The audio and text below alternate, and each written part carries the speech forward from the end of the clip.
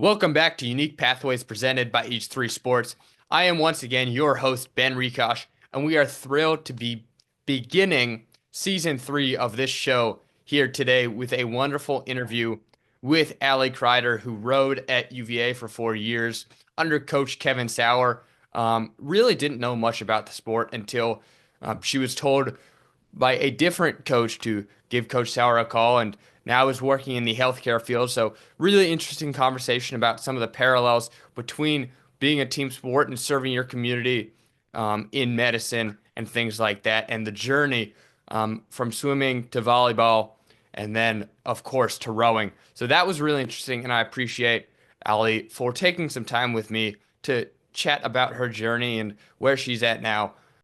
Wanted to give a reminder to anyone who is listening or watching to please subscribe on any platform that you're currently listening on. It helps us out a lot, and leave a review or a comment if you're so inclined. A comment and a like on YouTube, a review on Apple Podcast, and on Spotify. Just a follow would be amazing. That helps us out a lot. It helps push our show to as many people as possible, and helps us understand that there are people out there that are enjoying what we are producing. So without further ado, I won't waste any more time, and we're excited to get to our interview with Allie Crider.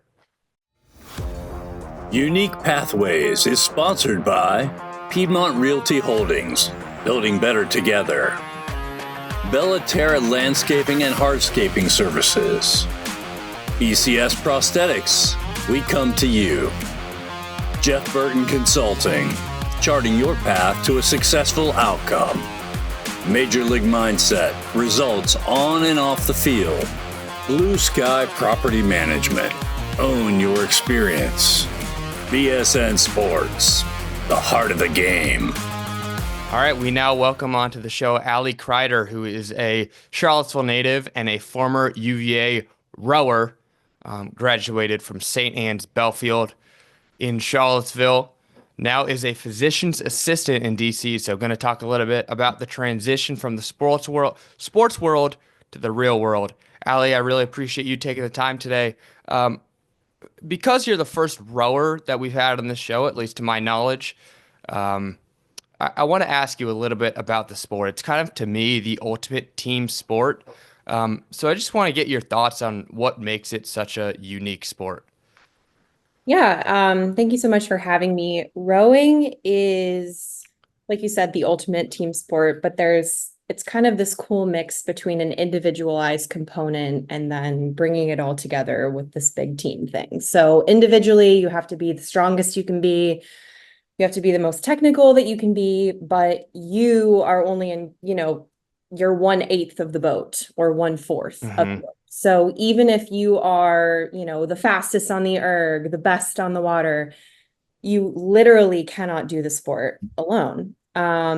So with rowing at the collegiate level, you have 8-man crews and 4-man crews, and it's really a lot about boat chemistry. It's a lot about finding 8 rowers, finding 4 rowers, where kind of the sum of them together is greater than the individual parts. So if you're not rowing in the exact same pace and time as the person in front of you and the person behind you, it doesn't matter how good you are. It doesn't matter how fast you are. Your boat's going to be super slow.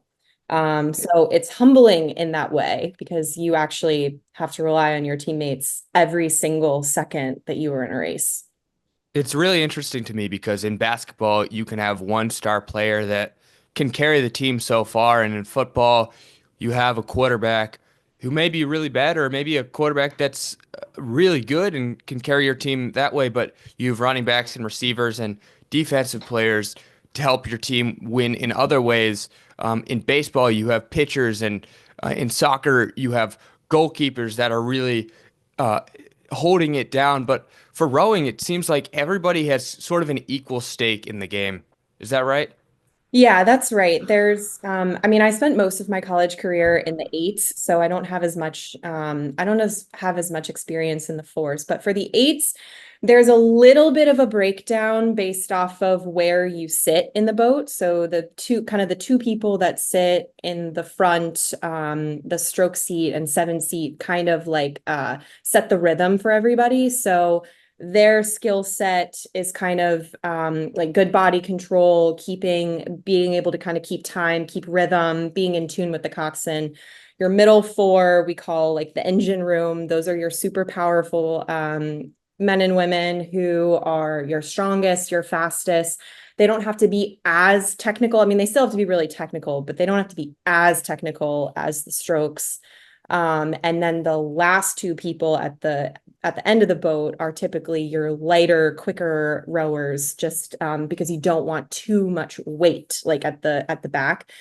But other than that, like there's very, very small nuances between the seats and the positions. But you're right, for the most part, everybody has to be in complete synchrony, or else it is a very rocky ride and your boat doesn't go very well. So yeah. Have you ever had a time where, someone missed something by a half a second and it was all thrown off? Oh, all the time, which is, I think a lot of when, coaches are looking at what makes a good boat, what, is the best lineup. A lot of the time, most of the time, it's not your 8 fastest erg scores or your 8 most powerful lifters. It's the 8 people that go together the best. And you can tell if you row enough, you can tell almost immediately if a lineup is going to be good or bad, because the synchrony is like completely off and it's kind of just this innate feeling that you get used to.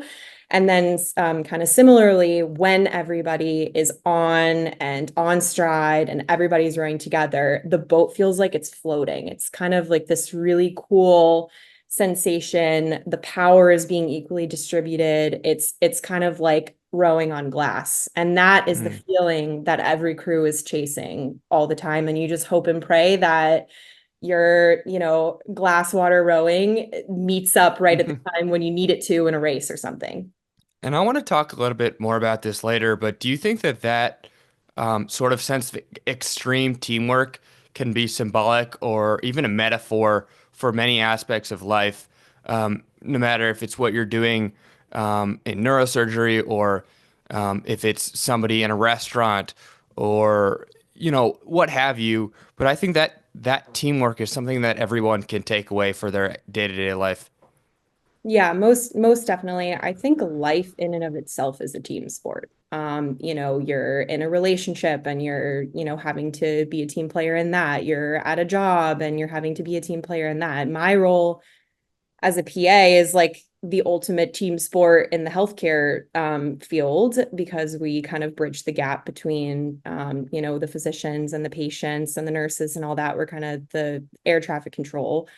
And then really just anything you're involved in, you're gonna, have to have good interpersonal skills. You have to know how to work well with others, kind of getting the most out of the people around you. And I think rowing, like you said, is a great reflection and a symbol of that, because you're unable to do it yourself. So you need to rely on people and you need to boost up people and make people feel like they can do their best, so that everybody can kind of do their, collective work. Yeah. So before we talk a little bit about your journey to becoming an elite rower at UVA, I want to talk about what rowing at the University of Virginia means. Coach Kevin Sauer, obviously a legend who retired this past spring. I'm just going to read some accolades, and then I want you to sort of describe to me what you think made him so dominant. So over his 29-year UVA tenure, 2 NCAA championships, 22 ACC championships, and 9 NCAA boat titles. So in your opinion, you've obviously worked with him for 4+ years. What made him such a great coach? That's a great question. Kevin is a legend in the rowing world, and I actually didn't know how fortunate I was to be working with Kevin really until I got to UVA, because I'm sure we'll get into it, but I had no rowing experience in high school and I really didn't know a lot about the rowing world. So when I had the opportunity to come row for Kevin, I knew it was a big deal, but I didn't actually know how incredible that opportunity was until I sort of got into it and saw how he was revered by peers and competitors alike. But Kevin, I think what makes him, there's a couple things I think that make him sort of a standout in the coaching world. One, his dedication to the sport. He was an athlete himself that found rowing kind of later in his career. He was, doing other sports, doing other things, and then found rowing because of an injury.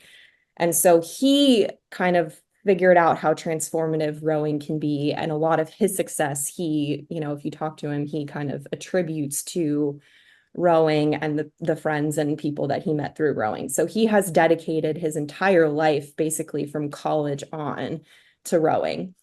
And so he's just, by the time I got him, he had been the head coach at UVA for 20 plus years and, was really like confident in that role.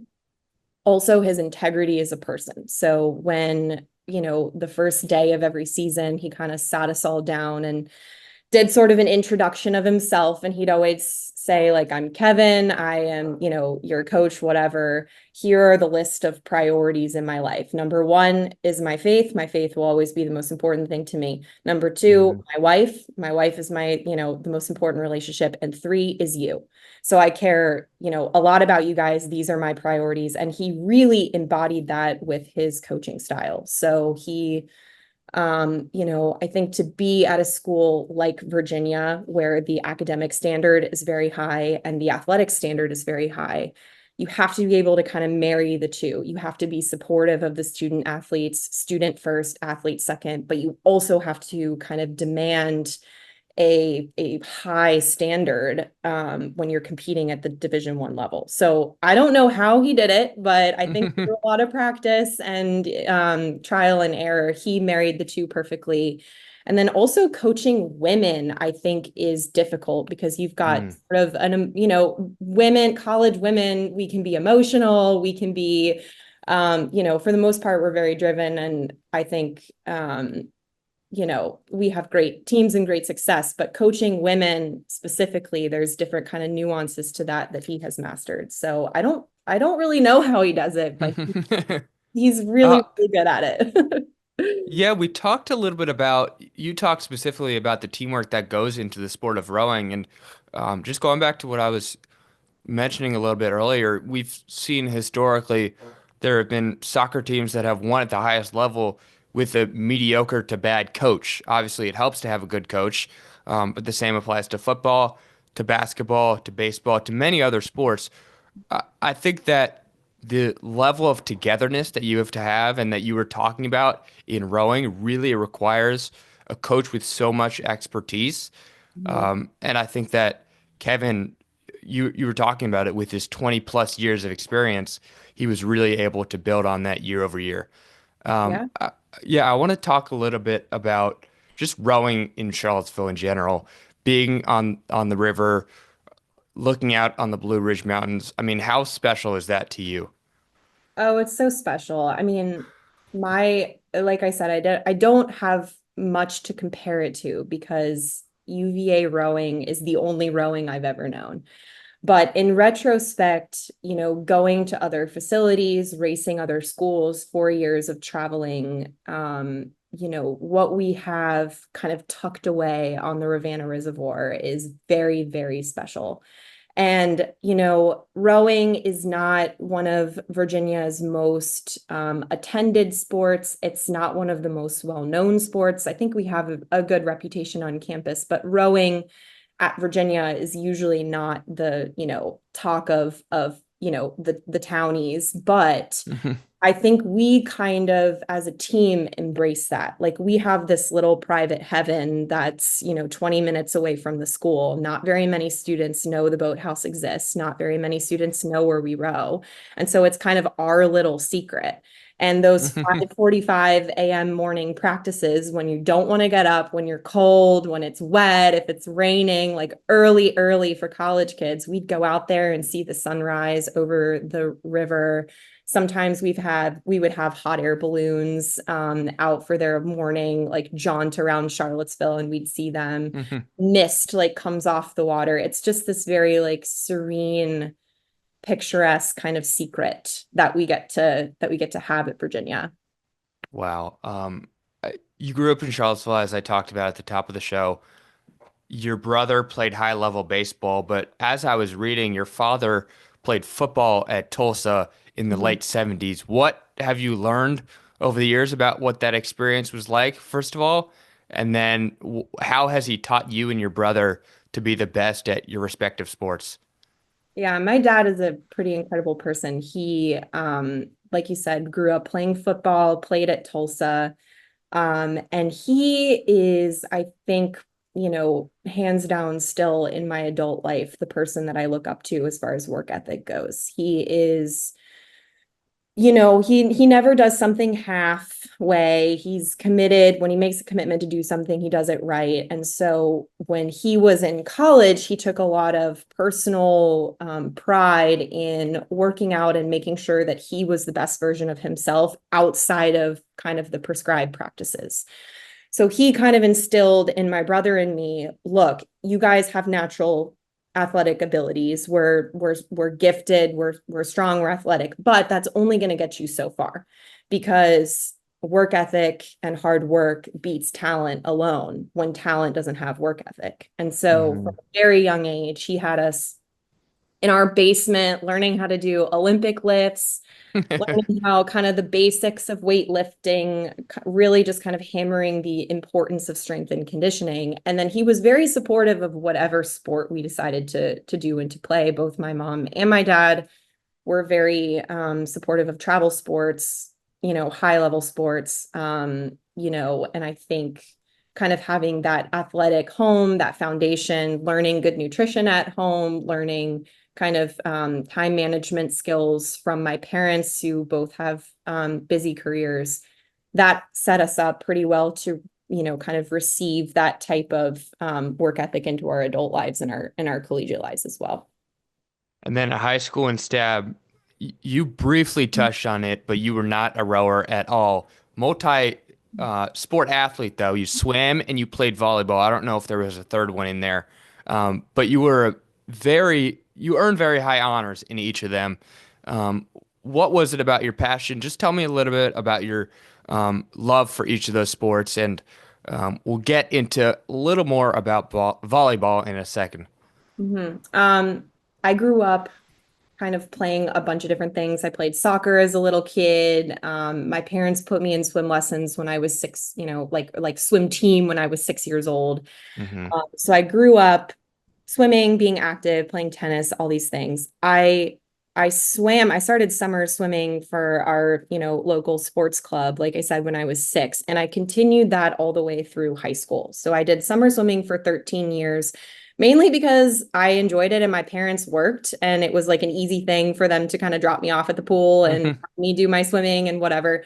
And then I did swim in high school for 2 years, but volleyball, which I started in middle school, kind of dominated everything else when I got to high school. So, swam up until I think I swam my freshman and sophomore year when I was at Western Albemarle High School. And then when I transitioned to Stab, volleyball, travel volleyball, everything kind of took over. And what I love about volleyball is it's a team sport. It is the best. I still love volleyball. It's still my favorite sport. But just the athleticism, the teamwork, just kind of the general flow, I really fell in love with it.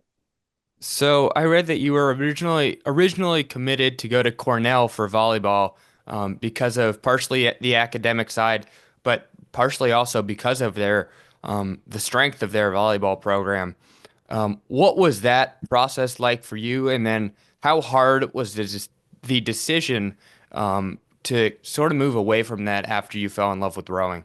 It So when you're young, your sophomore or junior year, and you're going through the recruiting process in your respective sports, it's a little bit of a touch and go because coaches aren't really allowed to talk to you unless you talk to them. There's a little bit of a kind of flirting going on that's, there's rules to follow, but I knew that my life was not going to end in a professional sport. So academics was very important to me. So when I was going Hmm. through the recruiting process for volleyball, I was looking predominantly at schools with strong academic programs, and the Ivy Leagues were specifically of interest to me.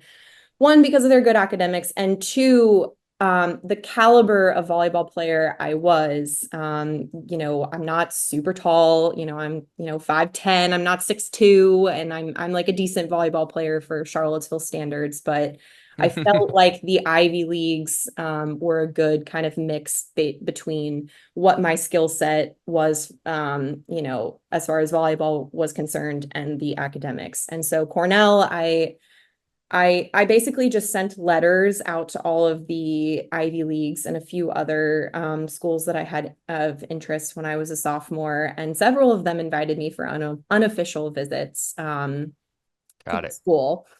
And Cornell was one of them. I really liked the coach there. I liked the facilities. The program was great. And yes, recruiting for Ivy Leagues is a little bit different because there's high academic standards. There's no scholarships for sports.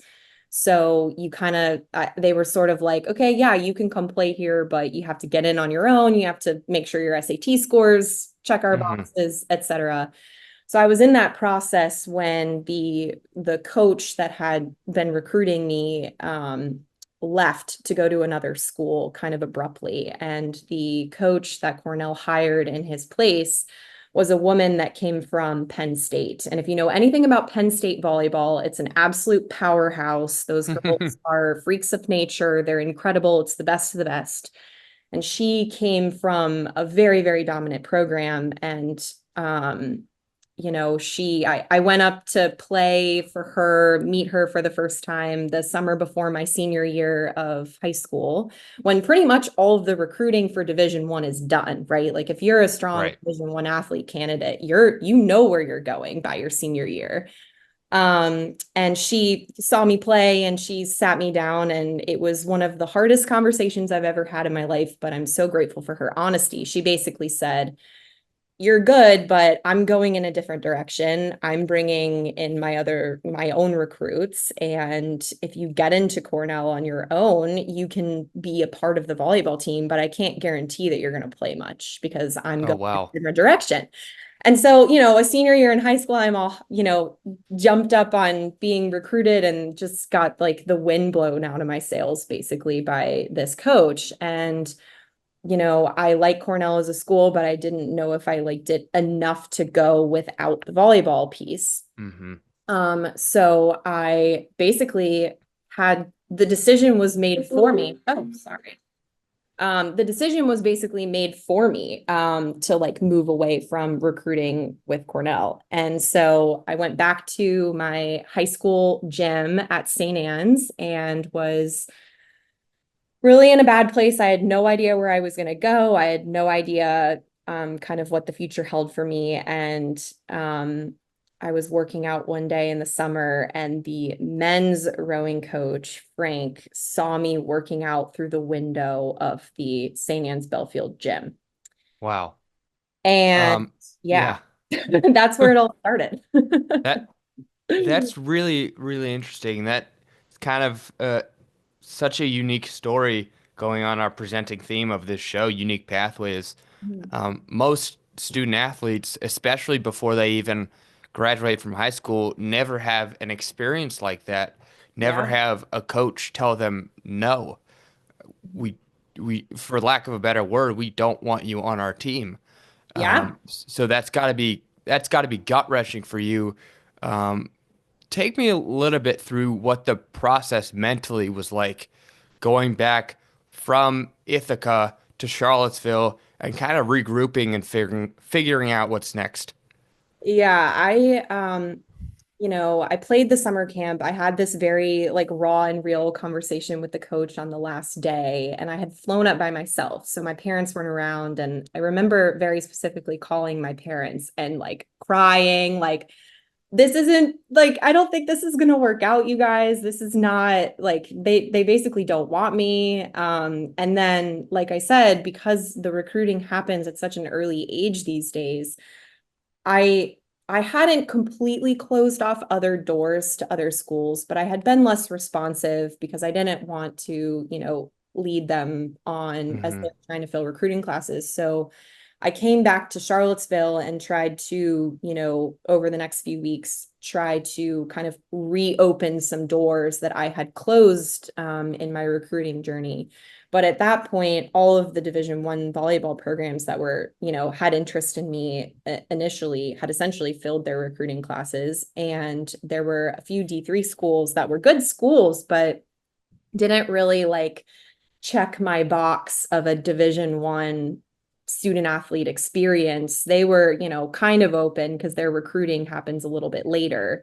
But I was scrambling. I was mentally, I went from being on like the highest of high. I know where I'm going. I'm an Ivy League student athlete. How cool am I?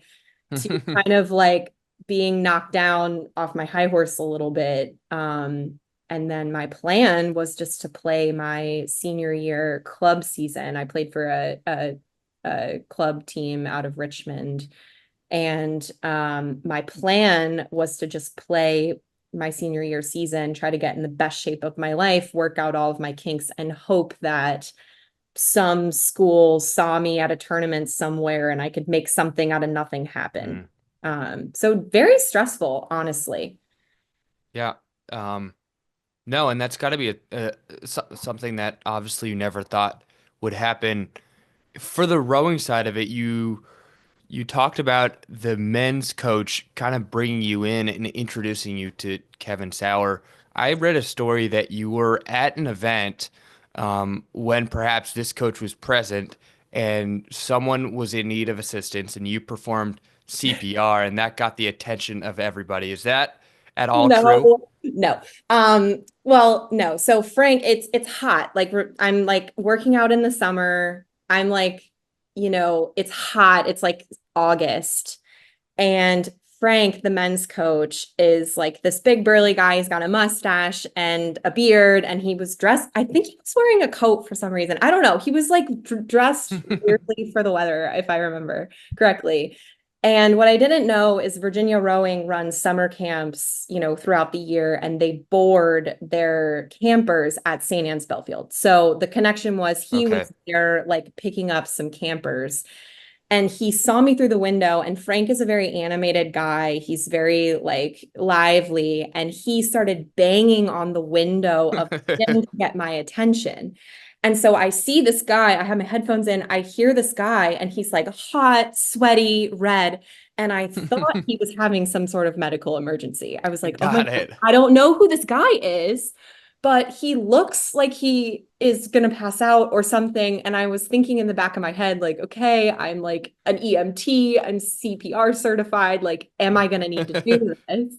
And so I ran out of the gym to make sure he was okay. And that's when he introduced himself as the men's rowing coach. He asked me who I was, what I was doing, how old I was, and if I had any interest in rowing. And at the time, I was like, I don't know anything about rowing. I don't really know anything. But he gave me Kevin Sauer's business card, and he said, you need to call Kevin. I'm going to tell him to expect your call. You have the perfect, kind of body type for rowing, and you should at least hear him out, learn about it, and then say no if you want to. Wow. So that's the story. That's got to be a little shocking. I mean, you never heard a thing about rowing before. Someone No. just came up to you and said, "You might be a good rower. Give this person a call." Um, and I assume you called him. I did. The first call I made was to my dad. I got in the car and I was like, Dad, the weirdest thing just happened to me. Some guy approached me about rowing at Virginia. And dad said, "Oh, that's interesting. Like, let's talk about it when you get home." So I drove the, 15 minutes back to my house. And when I arrived home, my dad had done, taken the 15 minutes to do a little bit of research about Virginia rowing. And he had printouts on our living room table about Virginia rowing in the news. And what I didn't know, even living in Charlottesville, is that UVA had won the national championship the year prior. So Hmm. 2012, they won a national championship and they were riding the high of that. So when I got home, my dad said, Allie, Virginia rowing is really, really good, like really good. Right. Right. So I think you should call him. And I ended up calling Kevin the next day. And do you remember that first conversation with him? Were you still a little shell-shocked and trepid about the idea of rowing, or were you kind of ready to hear him out? I was very apprehensive, but I honestly think just the timing of this event and the call, especially on the heels of my kind of volleyball dreams being shattered, and then this happening literally the following week. I think there was, like the divine timing is kind of crazy, like just the timing of it all. I was more open than I probably would have been had I still been committed to Cornell or had prospects that I was, seriously considering. But I called him, and sure enough, he knew generally who I was. Hmm. He's like, "Oh yeah, I heard from Frank. No, I know you're a good volleyball player in the area." Like he knew me as like a decent athlete in the area because Charlottesville, athletics is Right. a small, tight-knit community. And so he told me a little bit about the program, and he invited me to his office for kind of a walkthrough and coffee. So I think, the following week I went to his office and he sat me down and he was like, "Yeah, this is Division 1. This is student athletics at the highest level. We just won a national championship. We win ACCs nearly every year. Um, we have a novice rowing program, which novice is just kind of a fancy term for like never rowed before crew. So it's Hmm. a program that they have." And he said, usually they recruit novice rowers from, the general UVA student body who has already been admitted. Like they've set up on Hmm. campus, and they cherry pick women that are tall and strong and like get them to come on board. But he said, Got it. like, you have the body type, you're clearly athletic. If you're willing to kind of give it a shot and give me a shot, like you can, let's get you on the team. So he didn't want obviously he's not going to offer me scholarships or anything. I'm completely untested talent at this point. Right.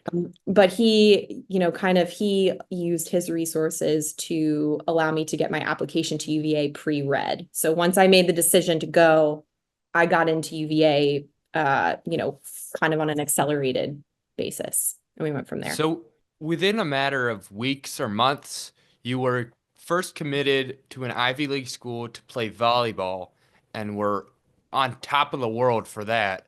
And then you were at the lowest of lows, and then you are suddenly sprung into this new journey that you had little to no clue about. What kind of mental and physical toll and sort of changes do you do? Because I assume training for rowing is much different than training for volleyball. So how did he kind of help you with that? Yeah, that's a great question. Um, I think, like I said before, just knowing the volleyball scene when Kevin presented me this offer was very unknown. I had no idea what I could piece together in the volleyball world. And I had a very open and honest discussion with my parents as I was kind of weighing these options. And I think, we all came to the conclusion that although volleyball is my love and volleyball is my favorite sport to play, what is it about college volleyball that is the most appealing? Is it the physical act of playing volleyball? Is it, being on a team? Is it getting that student athlete experience? And, when the rowing coach at the University of Virginia, which is my hometown school, one that I, Right. have always grown up loving, it was kind of one of those things where, like, if he comes and says, hey, you want to come row for me and I can get you into UVA early and I can get you that student athlete experience, when that opportunity presented itself, it was a leap of faith for sure, but I felt like it pretty much checked the boxes of what I was hoping for in a college experience, which is to be, with a group of women on a Division I team doing student athletics. And so the training, once I had decided, to take this leap of faith, I actually had no idea how to train for rowing because, again, I have no experience in this. I had never been in a boat. Right. I'd never been on, the Yes. gyms have the ergometers. Like, I'd never been on one of those. And so I asked Kevin what I could do to prepare, and he said, just make sure you're as physically fit as you can be, and we'll teach you the rest. So, I'm thinking to myself, okay, well, I'm pretty physically fit. I'm like, I know how to lift. I'm like, my cardiovascular strength is decent, endurance is Right. decent. So I actually really didn't do anything to prepare for rowing, which was a huge mistake, which I learned very quickly. But I kind of just played out my high school volleyball season. I did not play club volleyball my senior year, because I didn't want to take the spot on the team, which is a avenue for girls to be recruited. I didn't want to take the spot from somebody who was actively trying to be recruited. And so I kind of just hung out my senior year and stayed in the gym and maybe ran a little bit more. I got on the erg, I think, twice. Hmm. But I was completely naive to how difficult and physically taxing rowing is. And I made that discovery my first day of rowing practice, of how unprepared I was. What was that? What was that first day like then? Oh man, I remember, you know, showing up. It was like a sunny day in August, and the way that we always start our seasons with an erg test, which is basically you get on an erg which is the ergometer in the gym with the wheel. Hmm. Yeah. So, we lug ergs over our shoulder to, at the time it was the football field, and we set them up in rows, and basically you erg for a prescribed amount of time or distance as fast and as hard as you can. And I remember showing up to that the first day and thinking to myself, like, how hard could it be? And then in walks the rowing team, and it's this group of like 6'1" chiseled, like absolute beast women. And that's when I first kind of had my thought, like, oh no, I'm so unprepared for this. And I didn't even know the form of the erg. Like, it was so embarrassing. And actually, my one of my best friends to this day, who is a coxswain that I met rowing at UVA, she had these like really intense sunglasses on. She wasn't speaking to me. She was all business. I was thinking to myself, like, oh my gosh, I am so in over my head. And my erg score showed it. I mean, I had, I think, the worst erg score for whatever test we were doing, the worst, like one of the worst on the team. It was so embarrassing. And everyone was nice about it because they knew I didn't have any experience, but it was definitely, a fire was lit under me at that point. Like, okay, I have a long way to go to catch up to my own teammates, much less be competition ready. I feel like there's a life lesson in there somewhere. You never really quite know what you're gonna walk into, and never underestimate yourself, never overestimate yourself. But somehow after that first ERG test, you managed to win 4 ACC titles, got all ACC second team, Mhm. placed very highly in the NCAA tournament a couple of times. Um, from where you started that first day to where you ended your senior year, what was that journey like in your growth for a sport that you never touched before? Yeah, I had pretty profound growth, to be honest. I mean, coming in from nothing, it's really easy to have success after that. But my first year was all about learning the sport. So I was with a bunch of other recruits that they had, pulled from the campus, other women who had never rowed before. And together we were kind of sequestered from the rest of the team for at least the first semester into the second, just learning how to row a boat and not flip it. And so it was very basic. I felt kind of isolated from the team at first just because I was on such a beginner level. And then my second year, well, my second semester, my freshman year, I ended up getting good enough to sort of join the rest of the team. And I ended up making an ACC boat my freshman year, the third varsity eight, which is the one, two, three, fourth boat kind of in hierarchy. Okay. And that was just that was a big accomplishment for me because I felt like for the first time at the end of my freshman year that I actually knew enough about the sport to be contributing. I made it to an ACC tournament. We won the ACC tournament. It was really exciting.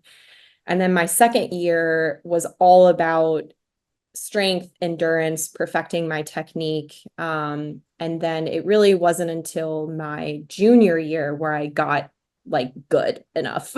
So my senior year, or sorry, my junior year, I ended up in the second varsity eight, which your first varsity eight is your top eight rowers, second varsity eight is your next eight. So I rowed in the Okay. second varsity eight, my at NCAA's my junior year, and then my senior year, I ended up in the varsity eight. So I had this nice like kind of arc, I guess, of sort of moving up in boats.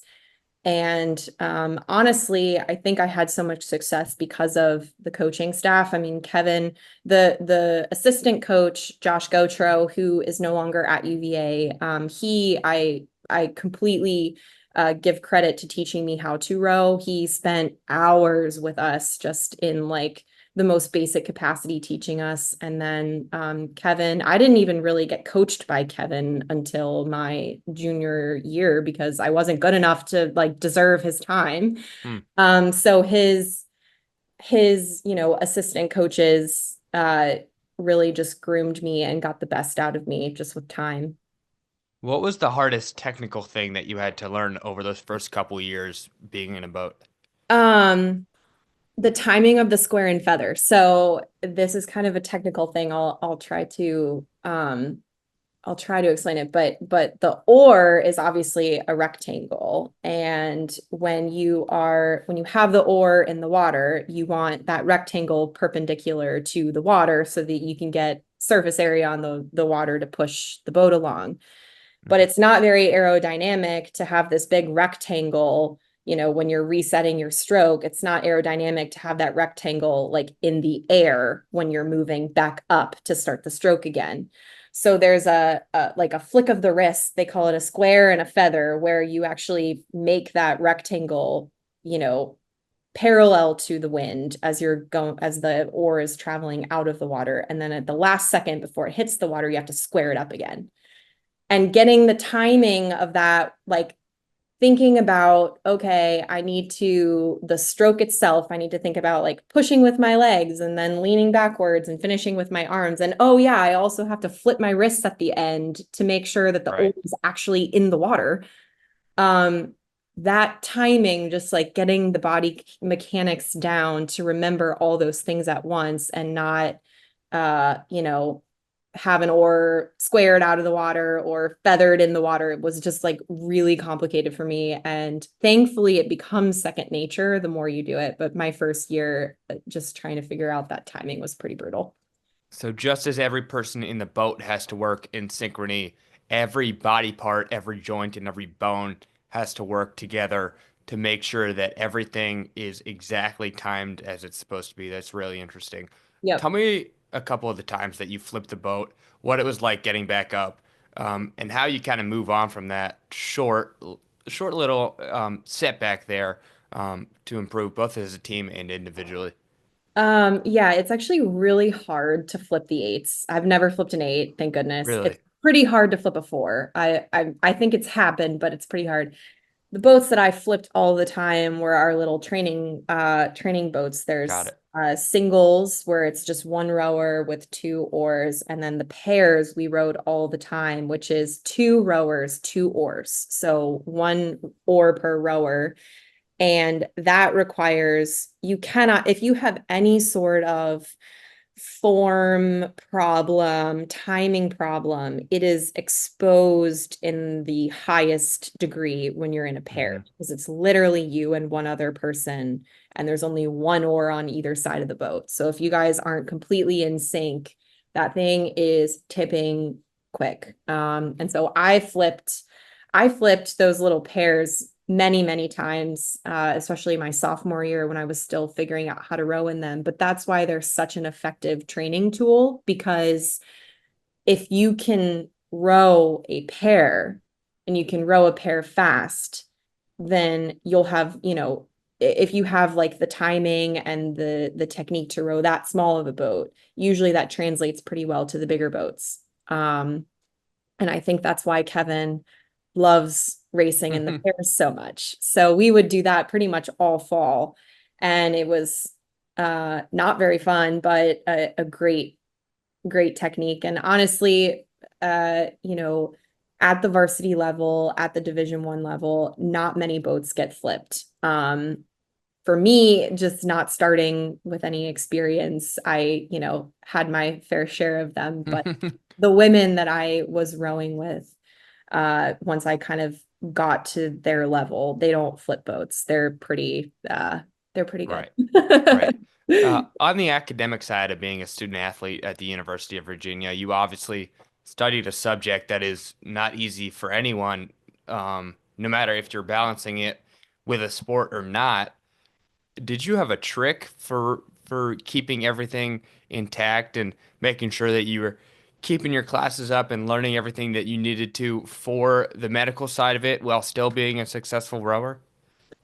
Yeah, I think student athletes across the board have such a unique challenge, because academics at UVA in general, without the sport, are extremely difficult. It's one of the best schools in the country. It's very rigorous. And then to add essentially a full-time job on top of that, really requires a lot of time management skills. So I am grateful, first of all, that Kevin was such a big supporter of academics. I mean, he really emphasized success in the classroom, because he knew that we couldn't, have success on the water if we were struggling academically, because then we weren't, he didn't want us to be ineligible or things like that. So he really instilled in us, you gotta keep up with your classes. And he actually designed the practice schedule every semester with classes in mind. So the seniors and the juniors that had graduation requirements and they needed to be, let's say, at an 8 a.m. class on Tuesdays or a 4 p.m. class on Thursdays, he would actually make the training schedule around those need to do classes, which is Wow. very, very unique for coaches. And we would have a big meeting every semester. Now, within reason, you would try to stay within a certain time period. But for those who had difficult majors, I mean, my teammates were all so smart. I was not the only pre-med person. I had engineers, I had comm school teammates, baton teammates, like all of these, really rigorous majors. Somehow we made it work with a little help from Kevin organizing the schedule. But I think having the discipline and learning the discipline to do your practice, do your school, all of that kind of time management stuff, I really sort of had 4 years to perfect. And that skill alone, the time management, is the skill that I use in my daily life the most.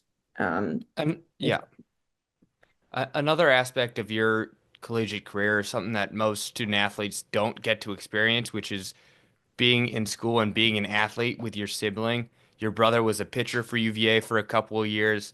Yeah. How special was that for you just to overlap with him, even if it was a little bit of time? And what have you learned from him and just being able to observe him excelling at his sport? Yeah, my brother Bobby had a very different recruiting experience from me. He was wanted by basically everyone. He was like a stellar pitcher out of high school, and I always joke that I was just trying to keep up with him, honestly. As far as his athletic prowess goes, but he landed on UVA initially, I think just because it was his hometown school and for similar reasons. I think we both grew up, going to Virginia sporting events and loving that environment. So we only overlapped, my senior year was his freshman year. So we only overlapped for 1 year, but that's a year I'll never forget. He came to all of my rowing regattas that were home. I went to all of his baseball games, and then just seeing each other kind of in the casual student athlete life. So at the student athlete dining hall, in tutoring sessions, passing in the weight room, and then being able to kind of bring him and his friends and his teammates into my, sport, my friends, my teammates. We had a lot of kind of informal rowing baseball socials that happened out of it. And it was just like a really cool opportunity that I don't think very many people get to like see their little sibling kind of be at the same, place and doing big things. It was super, super cool. Um, he then transferred to University of Illinois, Chicago. What's it just been like to see him grow? Obviously, he's not playing baseball anymore, but to grow into his own and be a player that you once knew he could be. How fun is that for you to watch him from afar? Oh, it's been really fun. I mean, I was sad that he moved, left Chicago because it was harder for me to see him play, but I did still see him in a few games. And I think baseball is just such a grueling sport for a lot of Hmm. reasons. It's a huge time commitment just with the number of games. And I am just really proud of my brother for kind of balancing that student athlete aspect as well. So playing the sport that's very, very difficult, very technical, time, a huge time commitment, Right. traveling, 3, 4 times a week for games, and then still, graduating with a degree that he can apply in his kind of adult life has been really cool. And then also just kind of having someone who understands the love of sports and the love of physical fitness in our adult life. Now that we're both Hmm. not playing sports, we still enjoy going on runs together and doing walks and talking about like, oh, did you, see this like workout plan, or what do you think of this supplement? Like we kind of sort of use our athletic background to kind of Right. encourage each other, I guess, in our real world. Before I ask you a little bit about post-graduation life, do you remember the last time at UVA you were on the water and you rowed, and what that day was like for you? Yeah, the last time I rode at UVA was the week before NCAA's my senior year. The last time I was in a boat was NCAA's my senior year. And the week leading up to that event is usually a tapering week. So we're still working hard, but the boat is set. The crew is set. Everybody is just sort of fine-tuning those little kind of nuances of the rhythm and the synchrony and all that. And then the last row that we do before we pack up the boats and go to NCAA's is usually like a long kind of winding row that spans the entire Ravenna Reservoir, at least the portion that you can row. Mhm. It's like a 6 or 7K, 6 or 7,000 meter row, and it's very leisurely and fun. And that was super special just because the finality of it. Like I knew I wasn't going to row after Right. college. It's kind of like I knew this was my, Super Bowl for lack of a better word. Like this was what I had been training for, and I knew it was coming to an end. So the crew I was with was great. I was the stroke seat of the varsity eight, which is the person at the front of the boat, and the coxswain for our eight, my senior year, is my one of my best friends, Colette Lucas Conwell, who ended up coxing for the men's Olympic team up until last year. So she's very seasoned and dedicated, but I got to stare at her in the face for, the entire race. And so that was really cool because we had, she's one of my best friends. We'd been living together for 2, 3 years at that point. And just the serenity of it all. It was like a beautiful, beautiful summer day. And then NCAA's my senior year did not we finished in the top 10, but it wasn't as I think we did. I don't remember, but we didn't finish as high as we wanted to. And so there was a bit of a disappointment there. But it was weird because the team was disappointed, but I was also like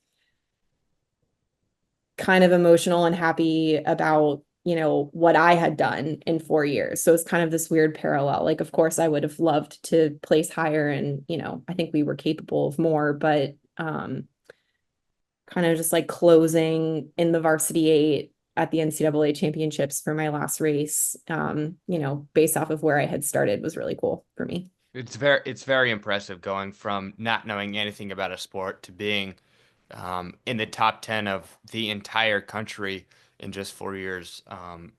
After UVA, you took a couple years and then went to Mercer University to get your master's in physical science. And since then, you've worked as a physician assistant in the DC area. You talked about it a little bit before, but I just want to know how your experience with team sports in general has helped you with sort of that high stress, high impact, and ultimately a high reward medical environment.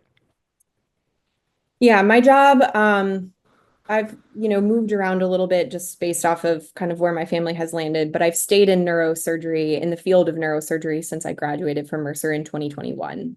So I'm in my fifth year of practice now. And what is interesting and unique about neurosurgery is it is a field that has a wide variety of acuity. So we see patients, that are coming in for elective spine surgeries and they're happy and it's, all is well. And then we deal with, traumas, car accidents, you name it. And those patients are very, very sick and we're meeting them on their worst day. So neurosurgery has a lot of variability and it's typically high adrenaline, fast paced. You have to think quick on your feet. You have to be, able to perform in high pressure situations because a lot of the time lives depend on it and lives depend on kind of how quickly you can assess and help someone. So even though I'm not rowing or competing in a sport at a high level anymore, I get my adrenaline fix and my rush through my job. Right. So yeah, and I think the time management that I learned as a student athlete, which is not necessarily unique to rowing, but I think student athletes in general come out of college with good time management skills. And that is super important because I may have 10 patients to see and I have to triage, okay, who's the sickest? And, who needs my attention first? And then, be able to kind of formulate a plan for my day there. And then being a PA, a physician assistant specifically, is kind of like I touched on earlier, the ultimate team role, in my opinion, in medicine, because we are sort of this bridge between the nursing and the patient care assistants and the techs and the physicians, and we sit somewhere in the middle. And so I spend a lot of time talking with patients, assessing patients, kind of boots on the ground. And it's my assessments and kind of my clinical decision making that help guide how the surgeons respond. Does this person need to go to the OR or not? And then how the nurses care for those patients. So it's like being in that engine room, that like middleman in the boat. That's kind of how I sort of relate my job now in medicine. That feels very poetic. I actually wrote my PA school essay on this. My admission essay to PA school was about how my rowing experience translates to being a PA in medicine. So there are a lot of parallels.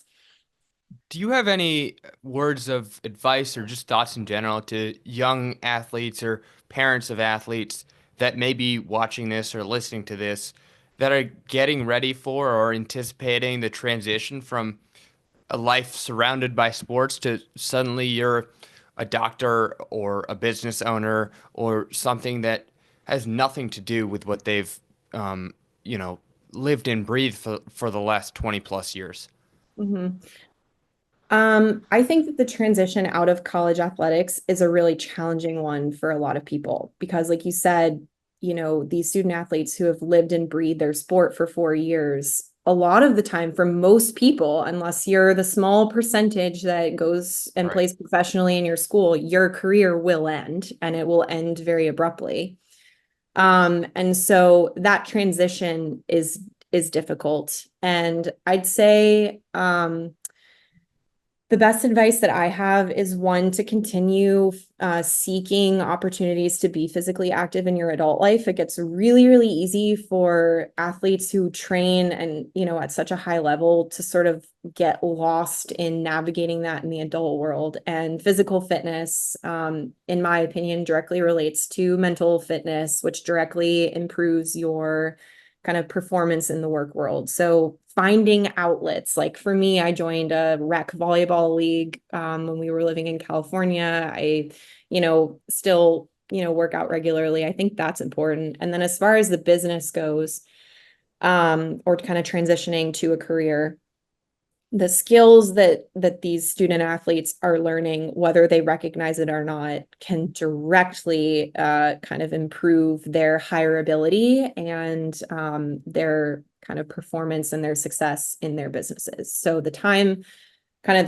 management, the work ethic, being team players. I mean, businesses, med schools, PA schools, jobs, they're looking for candidates who have strong work ethic and time management skills. And so when they see student athlete on the top of a resume, I mean, I can't, in my own personal life, I can't tell you how many Right. opportunities I have been given because I was a student athlete somewhere. And it really doesn't need any more explanation than that. They see that and it's already like, okay, they have a basic level of commitment because they did this for 4 years. They have a basic level of time management because they didn't fail out and they did this.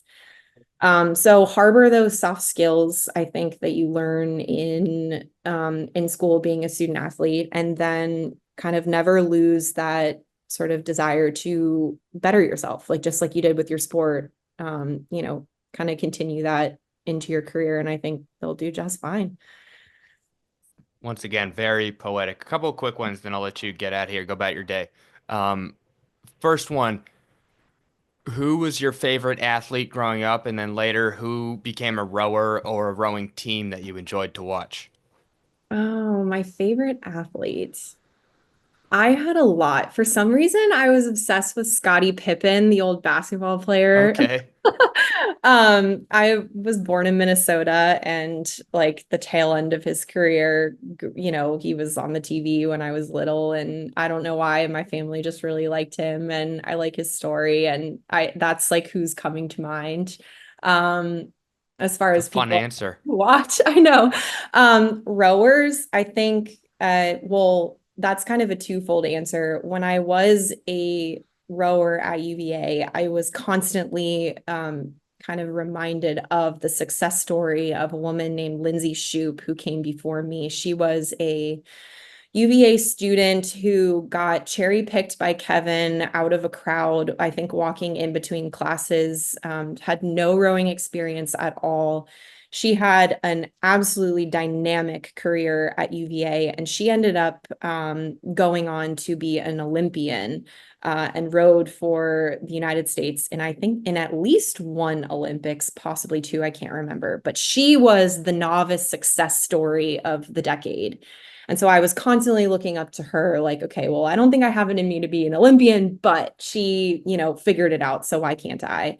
And then honestly, now I have a lot of teammates that I rode with in college who are still competing at the Olympic Oh, level. wow. So I have teammates in this most recent Olympics that rode for Great Britain, that rode for Canada, that rode for the United States, that rode for New Zealand. I mean, I That's have cool. my idols are actually the people that I got to share a boat with, which is, crazy that they're still going. And then, it was really fun to kind of watch them have their success. So I look up to them a lot. That's really cool. If NIL was around when you were in school, what would have been your dream sponsorship deal? Lululemon, of course. We had like an unofficial we always joke that we were unofficially sponsored by Lululemon because we all wore it to practice and all of the stuff. And I still 90% of my wardrobe is Lululemon. So I don't know if I would have been big enough to benefit from NIL, but that would have been really fun. I'll end it with the same question that I ask everybody that comes on this show. And your answer could be about rowing, could be about medical life, it could be about starting a family, which I know you've done recently. What is one great piece of advice that someone has given you throughout your life that you would like to share with the world? Oh, that's a great question. There's so much advice. I think what might be best for this is a piece of advice that I got in PA school. And I think kind of starting the job like process is really challenging, and not knowing exactly where you fit, especially if you're in a medical tract where you're trying to figure out like, oh, what specialty do I want to do? Like, what's the, whatever. I got the best advice to think broadly and be open to kind of outside the box, basically. So instead of zeroing in on, oh, I want to be a neurosurgery PA, or I want to be a environmental lawyer, or I want to be like these niche things, like instead of narrowing it down, broaden and try to figure out what environments do you think you thrive in best? Do you like working in a hospital or a clinic? Do you like being outside? Do you like being in a cubicle? And then using all of kind of the things that you like the most, about certain aspects of jobs, find your niche that way. So my story is full of kind of leaps of faith, getting into things a little too heavy before I really know what I'm getting into, and it's ended up working out well. So don't discount kind of weird opportunities, and think broadly about what you can use your skills for in life. That's a perfect way to end it right there.